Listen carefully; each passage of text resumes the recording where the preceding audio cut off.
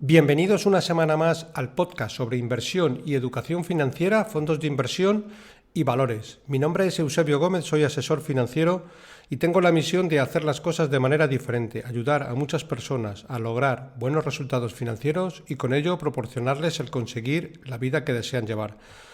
Para cualquier duda o consulta sobre este podcast, mi dirección de email es eusgomez@gmail.com. Bueno, empezamos como siempre recordando la responsabilidad y el aviso legal. El actual podcast tiene un carácter informativo y divulgativo. No supone bajo ningún término ninguna recomendación de compra o de venta de ninguno de los fondos o acciones mencionados en el mismo. La publicación de este podcast es a título personal. Al reflejar opiniones, su contenido es meramente informativo y por tanto no debe ser tratado como recomendaciones de valoración de cartera, compra o venta de ninguno de los productos mencionados, ni servir de base para recomendaciones de inversión, porque cada persona debe conocer su horizonte de inversión y su perfil como inversor, y en cualquier caso, cada inversor ha de realizar su análisis previo antes de tomar una decisión de inversión y siempre será responsable de sus acciones.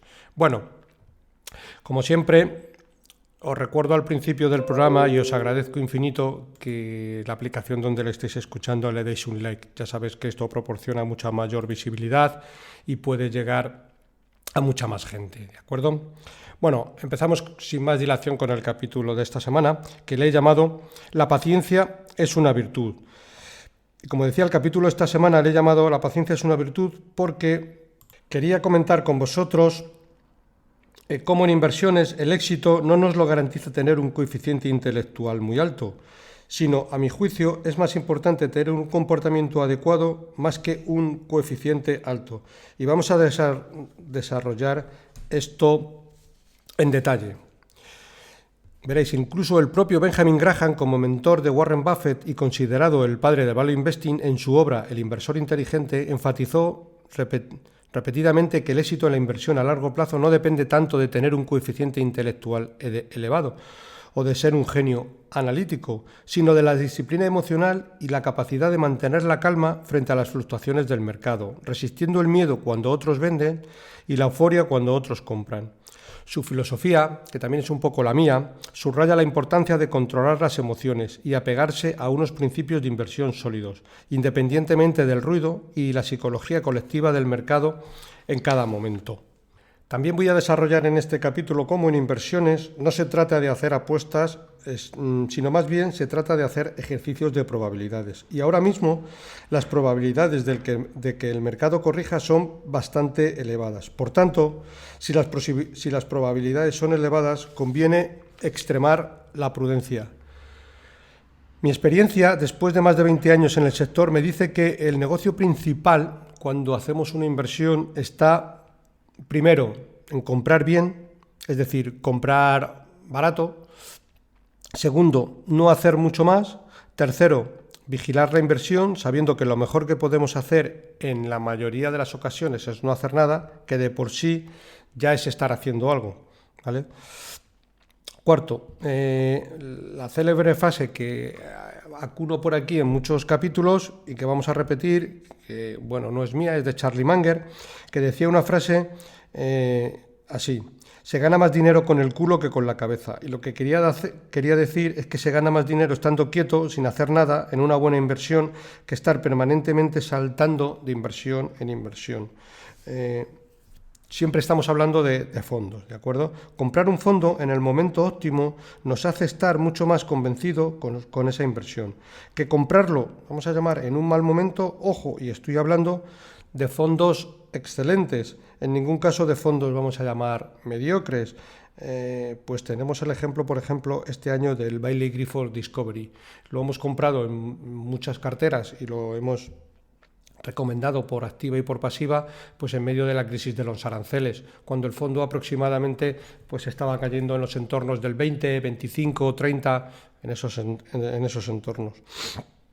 Ahora mismo el fondo, en lo que va de año, comparado desde el 1 de enero, pues prácticamente está a la par. Pero ¿qué pasa por estar a la par? Que cuando hemos comprado con un 20, 25 o incluso 29% de rentabilidad en negativo, ya tenemos esa rentabilidad y solo han pasado 5 o 6 meses, que es un espacio temporal súper pequeño.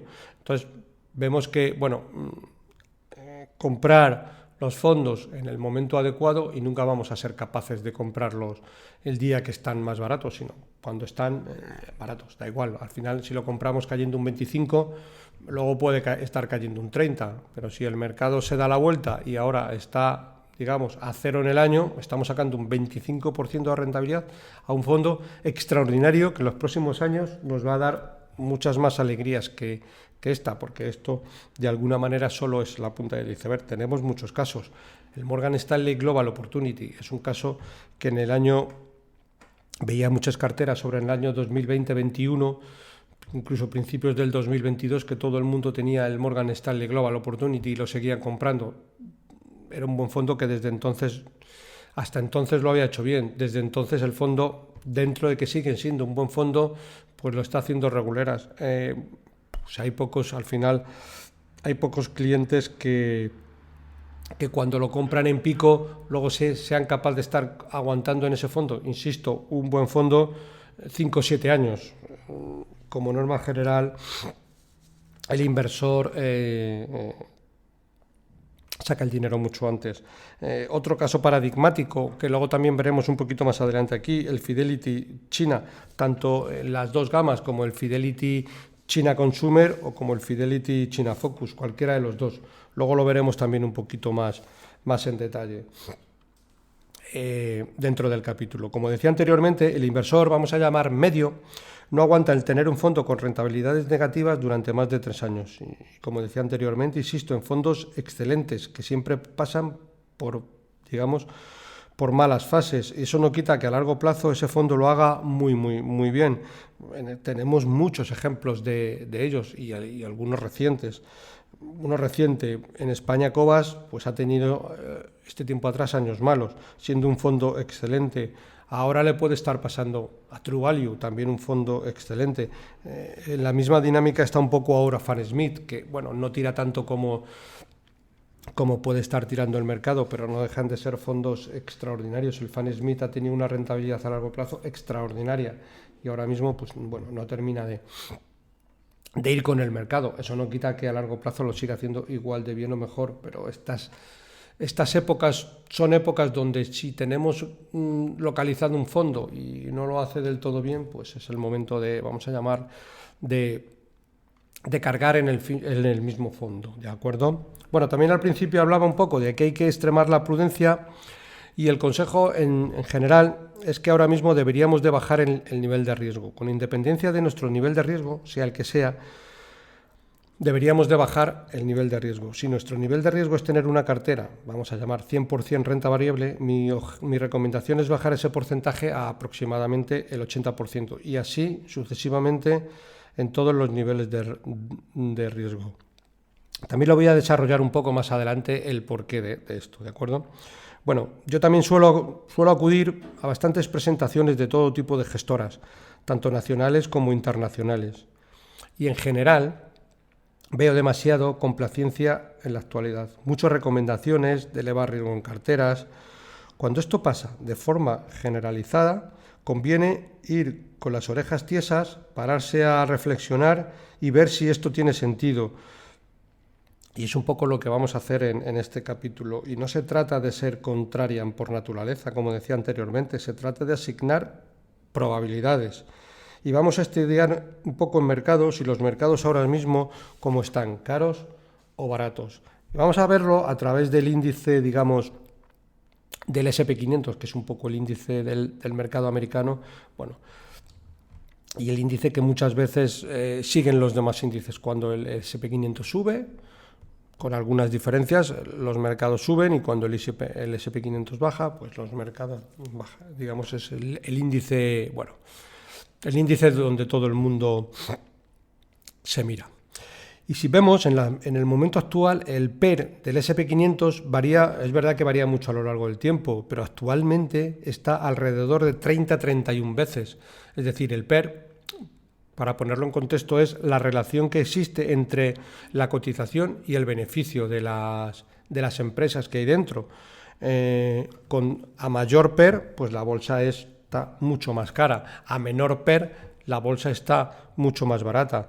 Si lo ponemos en contexto, el promedio histórico a largo plazo, ya podemos ver periodos de 20, 30 o 50 años, está mucho más por debajo de la actualidad. El promedio histórico del S&P500 está de media entre 14 y 20 veces, ¿vale? Siempre se habla de que el PER medio de la bolsa suelen ser 15 veces. Bueno, pues a PER 15 podemos comprar, pero es que en el momento actual está a PER 30, 31, es decir, está a un PER, digamos, el doble. Vamos a ponerlo también en contexto. Mirar, sobre el año 2010-2011, los beneficios mirados por acción del S&P500 estaban pues alrededor de 114, 120, por ahí.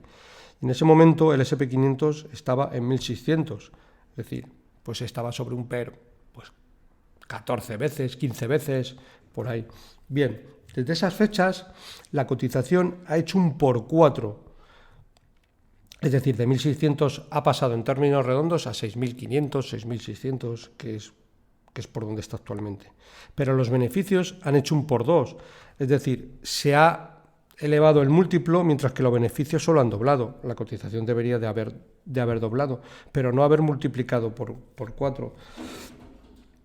Si lo ponemos en contexto, yo no digo que esto vaya a pasar, pero vamos a ver un poco lo que ha pasado en la historia para que reflexionemos. Mirad, en el año 2000, cuando llegó la burbuja tecnológica, la cotización del S&P500 estaba en 1.400. Bueno, desde entonces se puso a bajar, a bajar, a bajar. Es verdad que luego ya para el año 2007 volvió a recuperar los 1.400, ¿de acuerdo? En ese momento también, en el año 2000, también estaba en un múltiplo, vamos a llamarle bastante alto. Pero es que en el año 2012... Después del año 2007 llegó la crisis de las hipotecas subprime, tal, todos sabemos lo que pasó, los mercados volvieron a bajar. Bueno, pues hubo que esperar hasta el año 2012 para que el índice volviera a recuperar los 1.400. Es decir, pasaron 12 años, que es mucho tiempo, donde si alguien hubiera comprado en el año 2000 a 1.400, en el año 2012 seguía estando a 1.400. Entonces, yo no digo que esto pueda pasar ahora, pero no sería descabellado que pasara viendo los múltiplos a los que cotiza el S&P500. A veces que el mercado americano tiene bien que cae mucho de golpe y luego vuelve a recuperar, pero lo que tiene que recuperar en gran medida son los beneficios por acción, que actualmente los beneficios por acción están en los entornos de 215, 220, por ahí. Pues bien, si multiplicamos 215, 220, vamos a poner 220 por ser un poco más generoso, por 15, estamos hablando de 3.300. Vale, pues 220, si lo multiplicamos por 30, es que nos vamos a 6.600, que es en el momento actual aproximadamente a cómo está cotizando. PER de 30 es un PER muy, muy elevado. Y eso es un PER de la media del mercado. Es decir, podemos encontrarnos dentro de ese PER en las 500 empresas, pues que hay empresas que a lo mejor tienen un PER 18, un PER 15. ¿Eso qué quiere decir? Que hay empresas que van a tener un PER de 60, 70, 80. Un PER que a todas luces es bastante elevado. ¿De acuerdo? Al final, otra frase célebre que decía en su momento Warren Buffett, decía: sé temeroso cuando los demás son codiciosos y sé codicioso cuando los demás son temerosos. Bueno, pues ahora debemos de estar en la opción primera, debemos de ser temerosos cuando todos los demás son codiciosos. Como decía anteriormente, ahora mismo el margen de seguridad que existe a la hora de invertir pues es muy escaso. Por eso ahora mismo el bajar exposición en todos los niveles de riesgo lo considero una decisión bastante racional. Por otro lado, elegir fondos de renta variable con sesgo muy conservador, podéis ver muchas opciones en el capítulo 224, que tenéis muchos de ellos, que ese podcast se llama ¿Cómo identificar fondos resilientes a las crisis económicas? Y no se trata de no estar invertidos. Estar invertidos, sí, pero con la máxima prudencia. Al final, si estamos equivocados y esto sigue subiendo, probablemente subiremos algo menos que el mercado. Bueno, podemos vivir con esto. Lo que no tiene mucho sentido es invertir todo ahora, que el mercado baje un 30%, algo que sería vamos a llamarle, bastante normal, y no tengamos la suficiente capacidad, por supuesto, ni el capital para poder comprar a precios mucho más razonables. No solo eso, sino que en un momento dado, ya sabemos lo que pasa, cuando el mercado cae un 30-40%, siempre hay muchas voces agoreras que empiezan a decir que va a caer otro 30-40% más, y quizás, bueno, todo al final tiene un límite por arriba y por abajo, con lo cual quizás ese sea el momento de comprar. Pero si hemos comprado ahora y la cotización nos cae un 40% y lo que hacemos es salir corriendo porque creemos que va a bajar mucho más, es que luego nunca vamos a encontrar el momento de comprar mucho más abajo, porque seguirá cayendo, seguirán habiendo voces que va a caer mucho más. Cuando nos queramos dar cuenta, siempre la primera reacción al alza es la más violenta y luego volveremos a comprar caro y siempre iremos un poco contramercado, cuando lo que hay que hacer es un poco ir en sentido contrario, ¿vale? Y vamos a dar también un repaso también a la deuda de los países desarrollados para ver un poco en qué contexto nos estamos moviendo. La pregunta que nos deberíamos de hacer es, bueno, ¿alguien recuerda los criterios de Maastricht, aquellos requisitos mínimos fijados en su día para entrar en la zona euro? La condición normal para entrar y para acceder a la moneda única era tener un 60% de deuda. Bien, pues desde entonces la Unión Monetaria Europea ha quedado muy lejos de esas referencias iniciales. Hoy, acercarse siquiera a esos límites ya sería un éxito. Una deuda del 60% del PIB y un déficit máximo del 3%. La realidad, sin embargo, ahora es otra.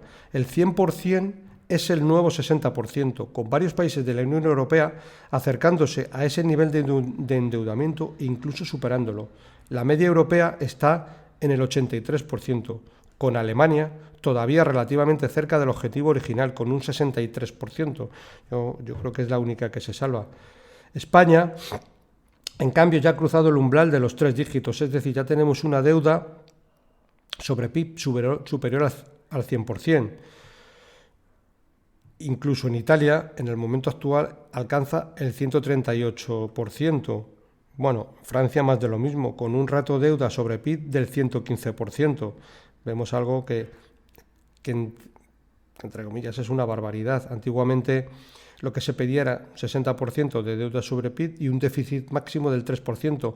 En España creo que ahora mismo tenemos un déficit del 6% aproximadamente, pero vamos, en el resto de países, salvo Alemania, pues igual, Francia e Italia, 3/4 de lo mismo. Bueno, algo no sabemos cuándo va a parar, pero déficit de este tipo no tiene mucho sentido. Y al otro lado del Atlántico, pues está más de lo mismo. La deuda pública de Estados Unidos ya roza el 100% del PIB y se espera que siga aumentando en los próximos años. Al mismo tiempo, los rendimientos de los bonos soberanos a largo plazo están subiendo con fuerza, algo que ya está indicando bastante tensión. Los yield británicos a 30 años han superado el 5% y los bonos del Tesoro estadounidense a 30 años están a punto de hacerlo. Bueno, algo que cuando los bonos a largo plazo están en los entornos del 5%, bueno, se puede decir que ya algo se está cociendo. Una pincelada sobre aranceles, también un poco para ponerlo en contexto, breve, porque bueno, tampoco soy experto en adelantar noticias macro ni nada por el estilo, pero bueno, una pincelada nunca está mal. Las empresas estadounidenses han absorbido el 65% de los aranceles, los exportadores el 14% y los consumidores solo el 27%. Sin embargo, se espera que la segunda mitad de 2025 las empresas trasladen aproximadamente el 70% de estos costes a los consumidores, aumentando los precios. Inevitablemente hará que la inflación también suba. Bueno, si vemos y damos un repaso al resto, también un poco a otros mercados, pues nos encontramos con el PER de la bolsa china, que actualmente es un 14,6. Y eso que, bueno, este año lleva una fuerte revalorización, pero bueno, es un PER, vamos a llamarle, bastante razonable. Mira, un informe de Fidelity que me llegó recientemente decía lo siguiente: después de años de decepciones, las acciones chinas se han colocado en cabeza durante el pasado año, por delante de la bolsa estadounidense y mundial. Los esfuerzos anti-involución del gobierno podrían prolongar la racha alcista. La iniciativa anti-involución ha propiciado reformas en el plano de la oferta que están empezando a dar forma a la industria y podrían sentar unas bases sólidas para la inversión a largo plazo. El rebote de las acciones chinas se produce tras años de decepciones. La dolorosa ofensiva regulatoria contra las plataformas de Internet a finales de 2020, las tribulaciones del sector inmobiliario y el persistente discurso anti-China en Estados Unidos y los aranceles asociados. Para muchos inversores, pasar por alto a China daba seguridad y contribuyó a acuñar la frase entre muchos gestores que decían: no te van a despedir por no tener China en cartera. Es decir, puedes tener...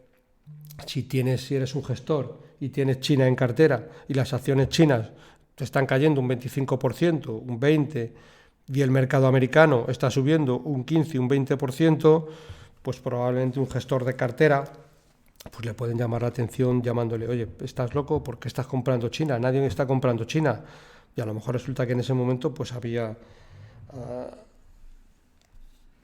bastante valor. Y lo que...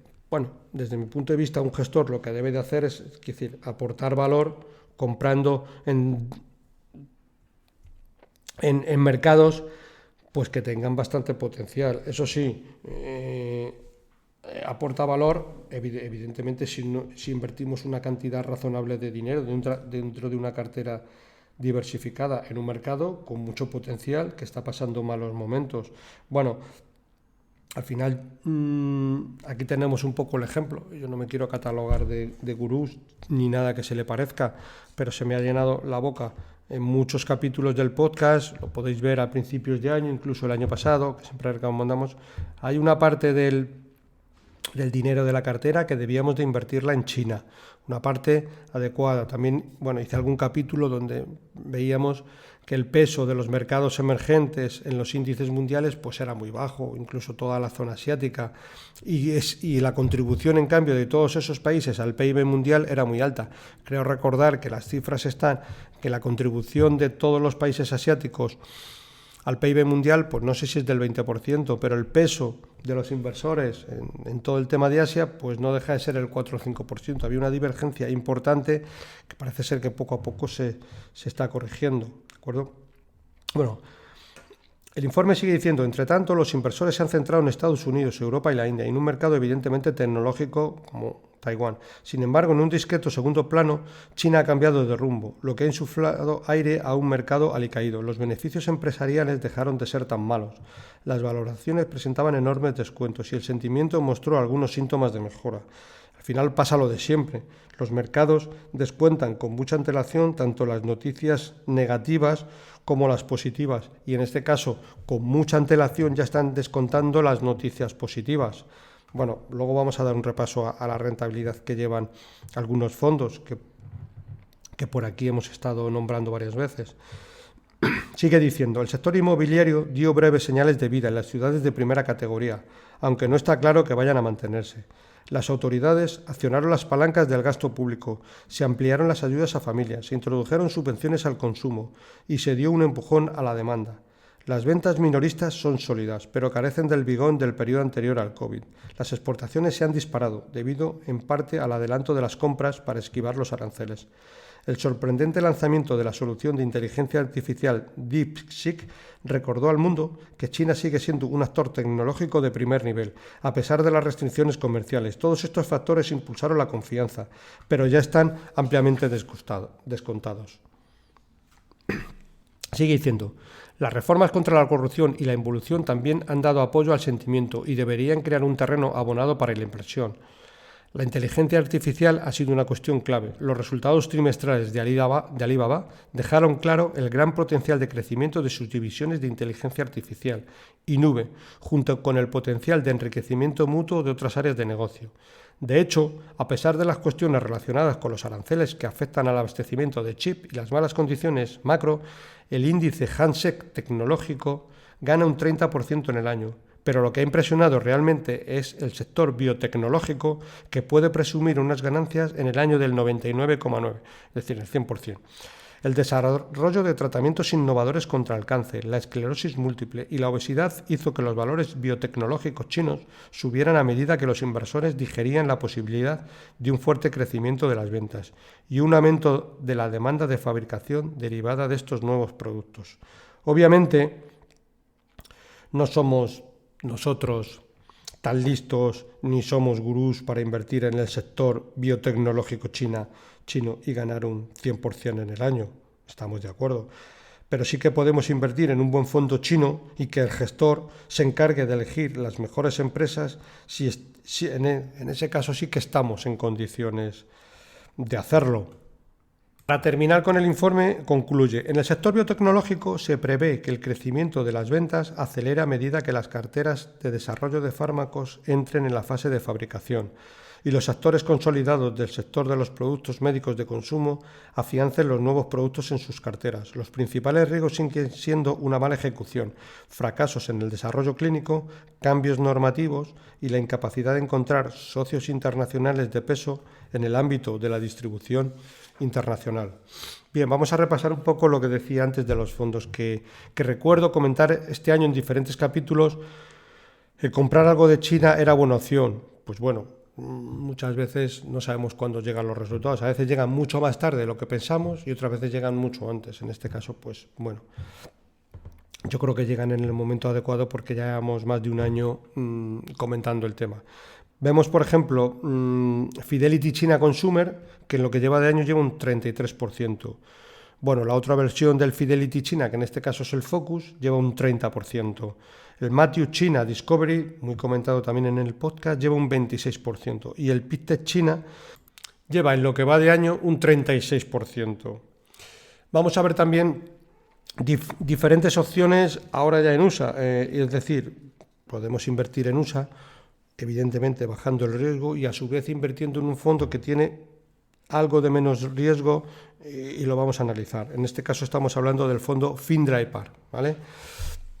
Es un fondo creado en 1998, y para que veamos un poco, ha obtenido una rentabilidad anualizada desde esa fecha del 12,1%, superior al S&P 500 y al Russell 1000, a cualquiera de los dos índices, ¿vale? ¿Qué hace? Bueno, pues el principal objetivo es, siendo la protección a la baja, el clave del outperformance a largo plazo. Es decir, tienen un objetivo de preservación de capital y de protección a la baja, es decir, como norma general, cuando el mercado cae, este fondo cae mucho menos, ¿vale? Vamos a verlo en detalle.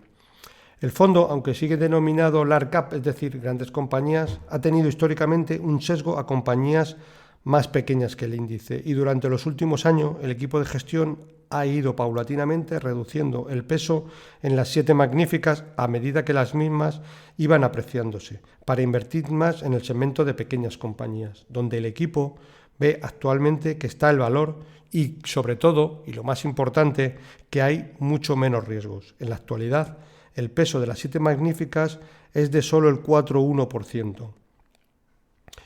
A cierre de junio, ahora es un poco igual, versus el 36% del S&P 500, tras la venta completa de Alphabet que vendieron en el mes de noviembre pasado, dejando Microsoft como la única posición del fondo de las 7 magníficas.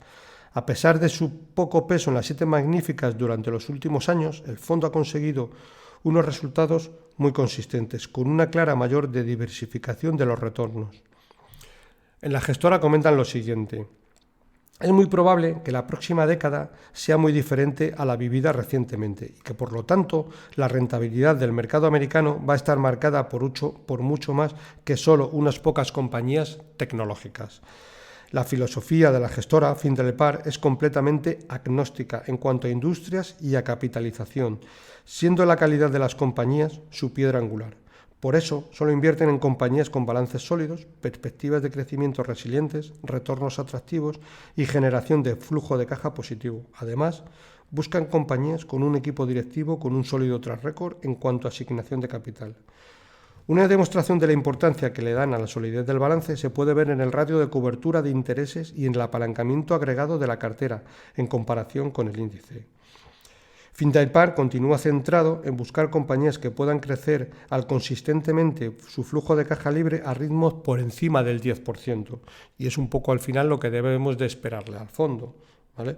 Evidentemente ya sabemos que cuando invertimos en renta variable las rentabilidades nunca son lineales. Podemos sacar un 10% a largo plazo viendo periodos de más 20 o menos 20, ¿de acuerdo?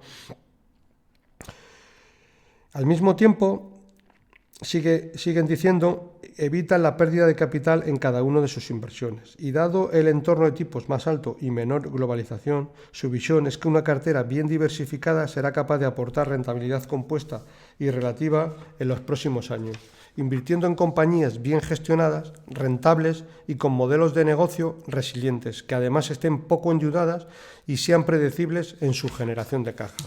Bueno, os paso el ISIN del fondo Findlay Park, que es IE 000 IJHRNQ0. Bueno, más ejemplos. Otro clásico del podcast que para los tiempos actuales viene muy bien es el Benny Mellon Long Term Global Equity. Fondo muy robusto que invierte en renta variable con un sesgo muy conservador y con una rentabilidad a largo plazo extraordinaria. Tiene la ventaja de que por norma, cuando los mercados caen, el fondo cae muy poco y cuando los mercados suben, acompaña bastante bien. Mirad, si vemos la rentabilidad histórica del fondo, cuando digo histórica estamos hablando desde el año 2003, vemos que en el año 2008, cuando las bolsas cayeron fuerte, el fondo solo cayó un 2,60%. Y para ser un fondo a renta variable es que eso no es nada.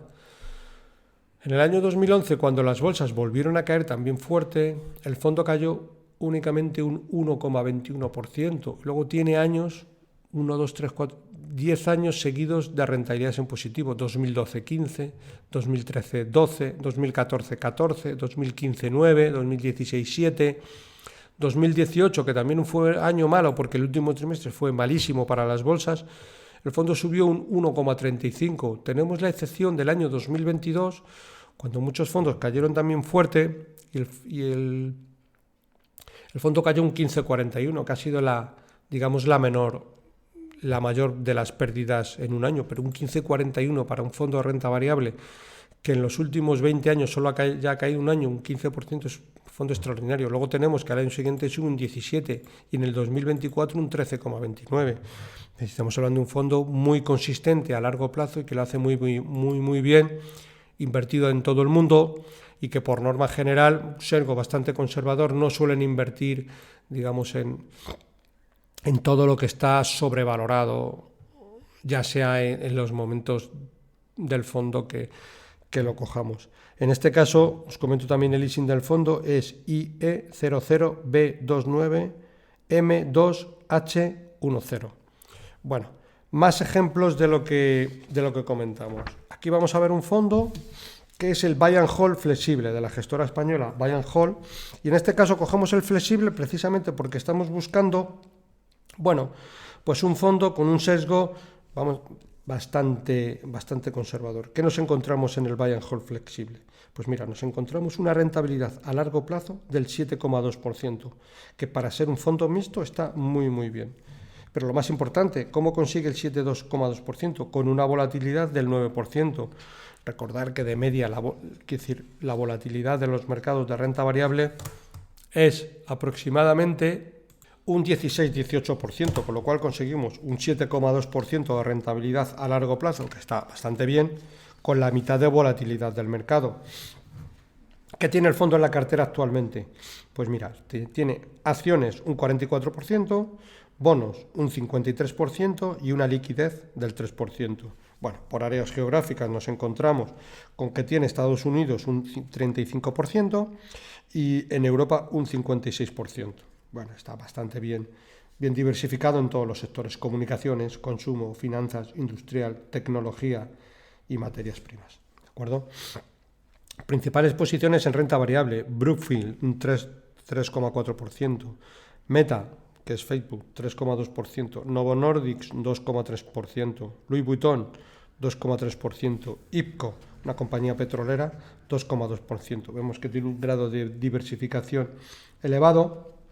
Algo también, una cuestión importante, número de acciones que tienen cartera son 29 y el PER de la cartera de acciones es un PER de 16,30. Recordar lo que estábamos hablando al principio, que el PER de la bolsa americana, contando todas las acciones tecnológicas y demás, es un PER de 30. Bueno, comprar un fondo con un PER de 16, pues estamos comprando un fondo con un PER de la media del mercado, bueno, pues bastante razonable.